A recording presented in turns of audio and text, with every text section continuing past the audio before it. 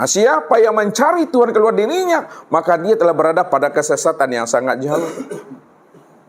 Man talabal maula bi ghairi nafsin faqad dolalam ba'ida. Siapa yang ingin mencari Tuhan keluar daripada dirinya, pasti dia berada pada kesesatan yang sangat jauh. Padahal Allah itu sudah nyata, sudah wujud dan terang pada dirinya ini. Kalau Allah sudah wujud, telah terang nyata pada diri kita, kenapa kita tidak mampu memandang akan wujud nyatanya Allah itu? Itu pertanyaannya. Supaya kita bisa melihat dan memandang wujud nyatanya diri Allah itu, inilah yang dipesankan oleh Nabi, innakum lan tara rabbakum hatta tamutu. Itu jalannya.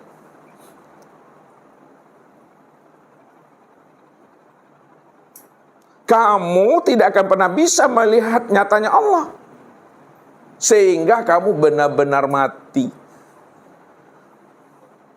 Mati di situ maksudnya mati secara makna hakikat, bukan mati makna secara syariat. Kalau mati makna secara syariat, itu berpisahnya ruh, melepaskan cangkangnya, tubuh. Akan tetapi yang dimaksud oleh Nabi itu mati makna secara hakikat. Mati secara makna hakikat itu mati di dalam hidup. Mati sebelum habisnya usia umur. Mati sebelum datangnya ajal. Mutu qabla anta mutu. Itu yang Ustaz maksud itu. Matikan dirimu sebelum dirimu mati. Matikan dirimu sebelum ajalmu sampai. Matikan dirimu sebelum ruh itu melepaskan cangkang tubuh ini. Itu makna yang sebenarnya. Matikanlah kesadaran dirimu yang merasa dirimu itu wujud dan bersifat. Jangan kamu merasa dirimu itu wujud dan bersifat. Bahwa dirimu sejak mula adanya tidak pernah ada, tidak pernah wujud. Dahulu, sekarang, dan yang akan datang nggak pernah ada. Yang wujud dan yang bersifat itu hanya Allah sejak dahulunya, sekarang, dan yang akan datang itu. Ini orang yang mati yang bisa melihat Tuhan itu.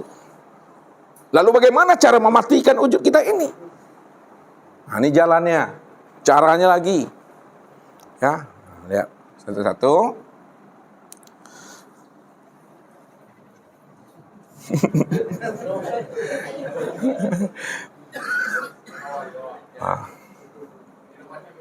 Lihat.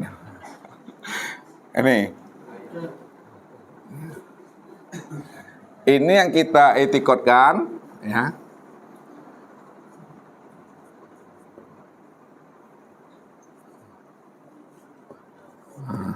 La maujud illallah. Itikot dalam arti ini. Ini duduknya di tarekat dulu, ya. Tidak ada yang wujud, tidak ada yang nyata pada kulit, daging, urat, tulang, limpa, hati, jantung, rabu, empedu, buah punggung, urat, sirku, illallah. Wah, maka wujud itu terlihat sini ya. Dari ujung rambut sampai ujung kaki ini ya. Ini wujudullah itu. Tidak ada yang wujud dan yang nyata pada kulit, daging, urat, tulangku, melainkan hanya Allah. Ya. Kalau tidak ada yang wujud pada diriku, melainkan hanya Allah, baru itikotkan yang kedua. La sami'an bil haqi ilallah.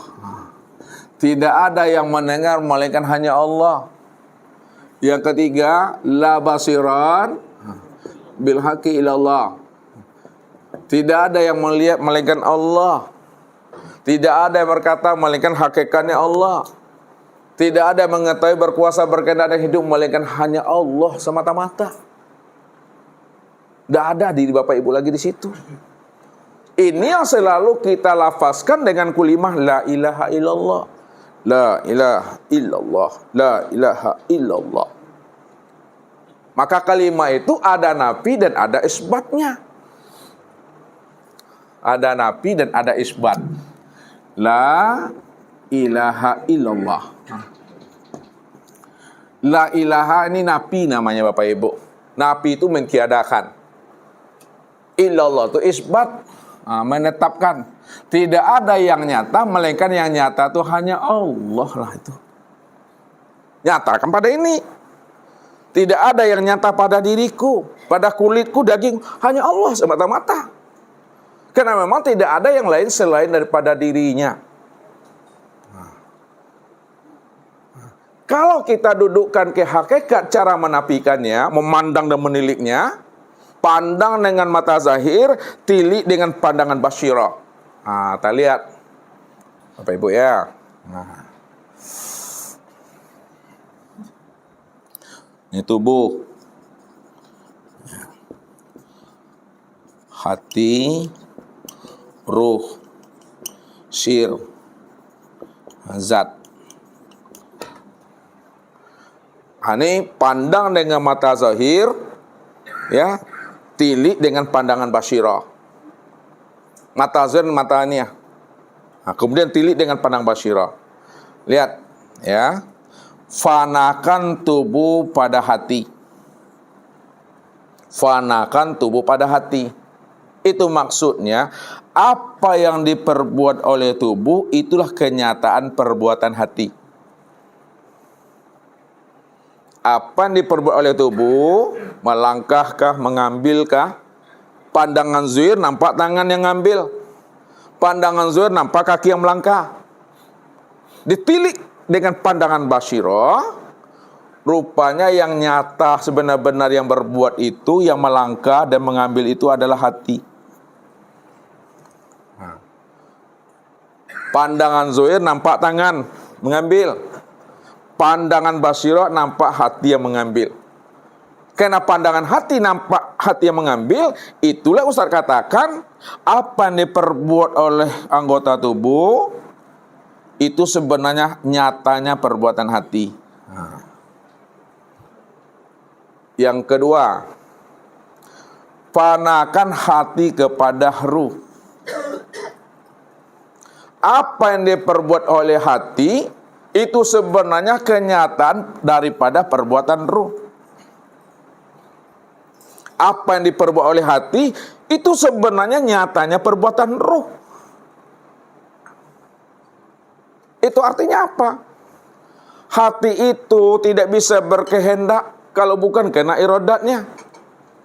Dia tidak bisa melihat kalau bukan kena basirnya. Dia tidak bisa mendengar kalau bukan sami'nya. Makanya apa yang diperbuat oleh hati itu nyatanya perbuatan ruh sebenarnya itu. Yang ini yang terpandang Bapak Ibu. Ini yang tertilik mestinya. Kemudian yang ketiga, fanakan ruh kepada sir. Sir itu artinya rahasia. Apa yang diperbuat oleh ruh, ya, itu sebenarnya nyatanya perbuatan sir. Apa yang diperbuat oleh ruh, itulah nyatanya perbuatan sir. Yang keempat, fanakan sir pada sifat. Apa yang diperbuat oleh sir, itulah nyatanya perbuatan zat semata-mata. Ini yang disebut namanya dengan proses tarki namanya. Tarki itu memandang dari bawah ke atas. Menilik selalu. Apa yang diperbuat oleh tubuh, nyatanya perbuatan hati. Apa yang diperbuat oleh hati, nyatanya perbuatan ruh. Apa yang diperbuat oleh ruh, itu nyatanya perbuatan sir. Apa yang diperbuat oleh sir, itulah nyatanya perbuatan zat semata-mata. Kita lakukan tanazul. Apa yang diperbuat oleh zat benar-benar nyata pada sir. Maka sir itulah disebut namanya rahasia zat tuh. Ya, saya ulangi lagi. Nyatanya perbuatan zat itu betul-betul nyata pada sir. Maka apa yang diperbuat oleh sir itu nyatanya perbuatan zat. Karena zatlah yang menjadi rahasia sir itu. Yang kedua, apa yang diperbuat oleh sir nyata kepada ruh. Apa yang diperbuat oleh ruh itu nyatanya perbuatan sir. Yang ketiga, apa yang diperbuat oleh hati itu sebenarnya nyatanya perbuatan ruh. Yang keempat, apa yang diperbuat oleh tubuh, itulah nyatanya perbuatan hati. Sekarang kita tahqiqkan. Telah ditarkik, kemudian ditanazulkan, baru ditahqiqkan, dipatrikan. Apa yang diperbuat oleh anggota tubuh, zahir dan batin, itu nyatanya perbuatan zat. Disitulah dikatakan Allah, wallahu khalaqakum wa ma ta'malun. Wallahu khalaqakum wa ma ta'malun. Allah lah yang menciptakan dirimu dan apa-apa yang kamu perbuat. Kullu min indillah. Tiap-tiap segala sesuatu itu benar-benar berasal daripada diriku. Ma indakum yanfadu wa ma indallah baki. Apa yang ada pada dirimu sebenarnya nggak pernah ada. Kalau kamu mengatakan dirimu melihat, sebenarnya kamu itu buta. Yang melihat itu aku. Kalau kamu mengatakan dirimu yang mendengar, sebenarnya dirimu itu tuli. Yang mendengar itu aku. Semuanya itu nyatanya perbuatan diri aku, kata Allah. Maka barulah Allah katakan, inna rabbaka akhadtu binnas. Akulah sebenarnya telah wujud nyata meliputi akan dirimu. Namun dirimu bukanlah kenyataan dirimu. Dirimu itulah nyatanya akan rupa diri aku. Ini Allah katakan, inna rabbaka akhadtu binnas. Akhadtu binnas. Sesungguhnya Rabbmu itu sudah meliputi setiap diri manusia. Maknanya, aku ini sudah meliputi akan dirimu. Tapi dirimu bukanlah nyatanya dirimu. Akan tetapi dirimu itulah nyatanya akan rupa diri aku. Akulah dirimu. Dirimu itulah aku yang sebenarnya. Tidak ada siapa-siapa kena aku, cuma yang ada. Maka orang yang telah kenal Allah, orang yang telah berjumpa dengan Allah, maka pada saat itulah sebenarnya dirinya itu mati, Bapak Ibu. Jadi tak salah orang-orang tua kita menyampaikan kaji ini kepada anak-anak, kepada orang tua. Cuma orang tua pula yang salah menyikapinya. Anak kecil tak boleh mengaji ilmu tauhid, cepat matinya nanti. Maksudnya itu, kalau kita dah mengenal Allah, Allah yang wujud, disitulah kita kenal bahwa kita tiada. Kalau kita kenal Allah, Allah yang hayat, disitu kita paham bahwa kita ini mati. Makanya orang yang mengenal Allah cepat matinya. Iya. Karena orang mengenal Allah cepat matinya. Kenapa? Karena Allah yang wujud, Allah yang hidup.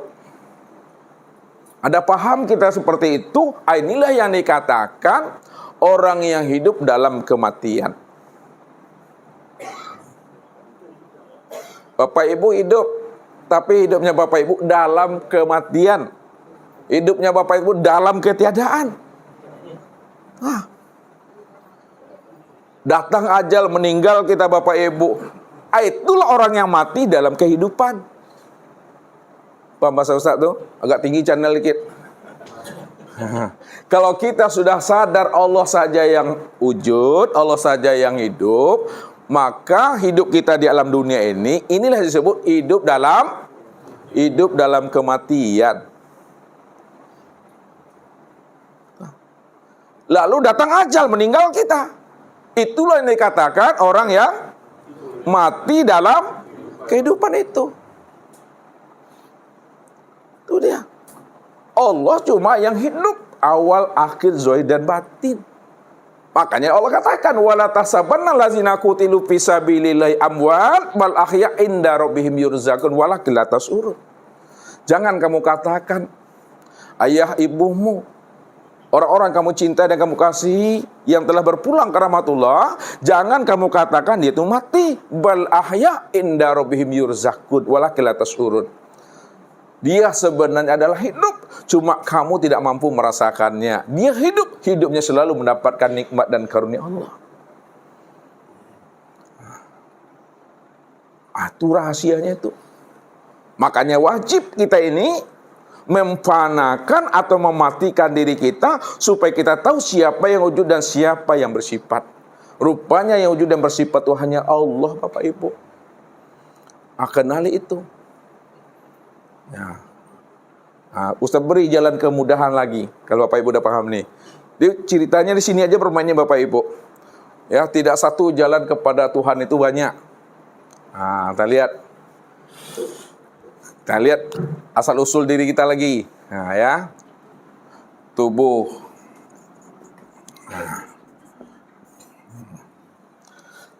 Sebelum dia zahir berbentuk tubuh, ya, berbentuk jasad ini, ya, dia berada di dalam rahim ibu tuh, ya. Sebelum dia berbentuk tubuh nih, zahir dia keluar nih, kita berada di dalam rahim ibu. Rahim ibu. Ya. Sebelum dia berada di dalam rahim ibu, kita ini berada di dalam rahim ayah. Berarti ayah punya rahim, Ustaz? Iya. Ayah tuh punya rahim tuh. Ya. Sebelum dia berada di dalam rahim ayah, ya, ini yang disebut namanya dengan ruh. Sebelum dia disebut ruh, ini ke atas nih, ini yang disebut nama dengan nur. Muhammad tuh. Sebelum disebut Nur Muhammad, ini disebut namanya Nur Allah. Sebelum disebut namanya Nur Allah, ini disebut namanya Lata'in itu.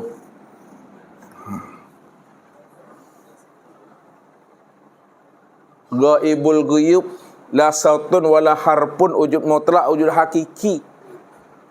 Makanya ketika dia ingin dikenal, lihat, kita turunkan ke bawah. Ketika dia ingin kenal, maka dia mentajalikan dirinya. Maka tajali dirinya itu disebut namanya dengan Nur Allah. Kenapa tajali dirinya disebut Nur Allah? Karena Nur itu terbitnya, asalnya, bahagiannya daripada diri Allah itu.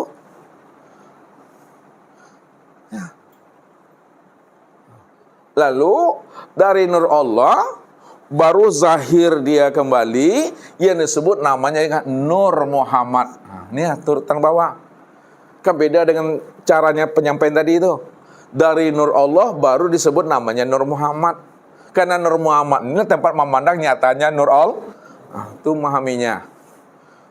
Nur Allah itu sebenarnya tempat memandang nyatanya diri Allah. Beda nak Nur Allah dengan Allah, Bapak Ibu? Kalau Nur Allah itu telah zahir dia tuh. Kalau Allah batin dia. Maka Allah tuh tak bisa disebut. Yang tak bisa disebut tuh yang Allah. Ya, Allah tuh tak bisa diceritakan. Yang membuat kita ini paning aku, itu dia tuh. Tidak bisa sebut dia, karena tidak bisa disebut, maka dinamailah yang tidak bisa disebut itu dengan Allah. Disitulah sempurnanya Allah itu nama daripada dirinya.